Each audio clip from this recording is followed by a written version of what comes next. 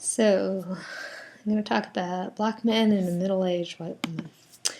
So, this video is in response to a current racial event.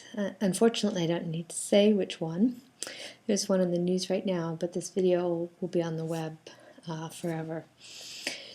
And there will be more events that could be this one, so I don't have to say what racial injustice against black men is in the news right now.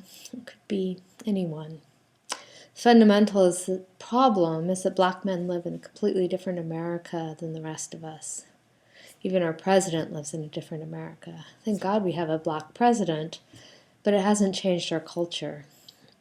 At least it suggests there's hope. So guess what? I'm a middle-aged white woman.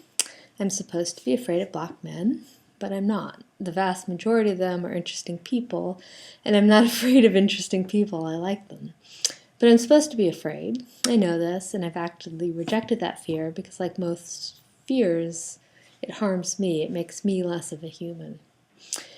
And every black man I've talked to has been just a person, often with different views, but very few are scary. Only one I've talked to was ever alarming, but he wasn't really a danger I couldn't avoid. And I've certainly met scarier men and women, not black. However, sometimes there's something larger involved. And there's an incident at a train station that showed me how important the expectation of that fear can be and the perception of someone else. I had missed my commuter train, but I was hoping it was delayed, so I went to the station anyway to check the time board. You can see that time board from outside the door. I was distracted and not paying attention to my surroundings.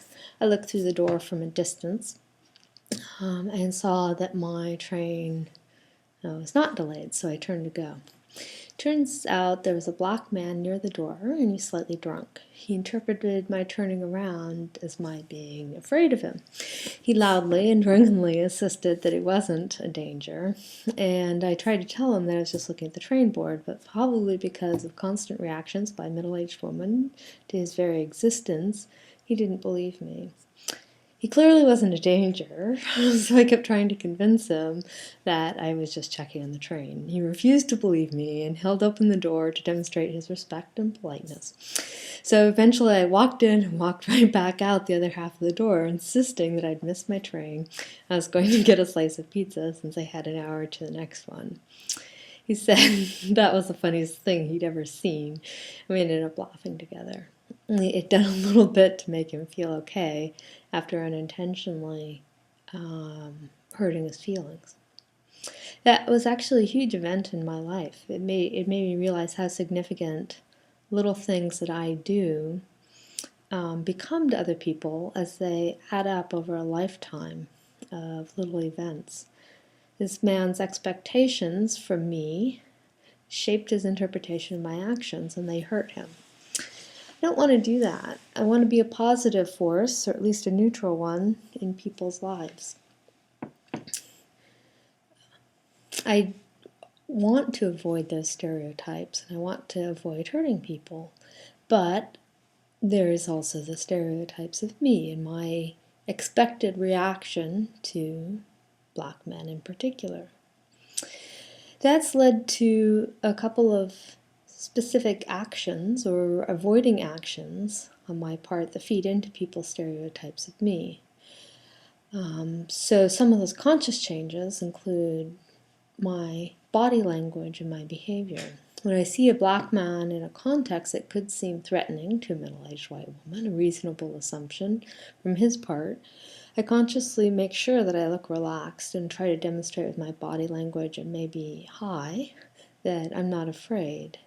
And I'm really not. Another thing is when the train is crowded, I often ask a young black man if I can sit next to him. Those are usually the last seats taken on the train, and from my experience, they're often the best seats. Black men either don't want to talk to me, as a middle-aged white woman, which means I can work peacefully, or they're actually very interesting people, and we end up having a good conversation. Last time I sat next to a young black man who was wearing a hoodie, I found out that he's starting at Stanford in the fall. We talked about changes in life, making dreams come true, losing a parent, the importance of self-confidence, and the value of a good education, which of course as a professor I think highly of, and of course as a good student he's worked hard to obtain. It's one of the best conversations I've had for a long time. And it shows that I like people, and that includes Black men.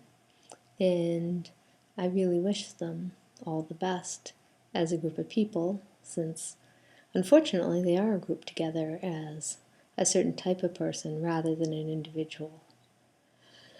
I hope that I can treat each one I meet as an individual who deserves the respect that every human does. Thanks for watching.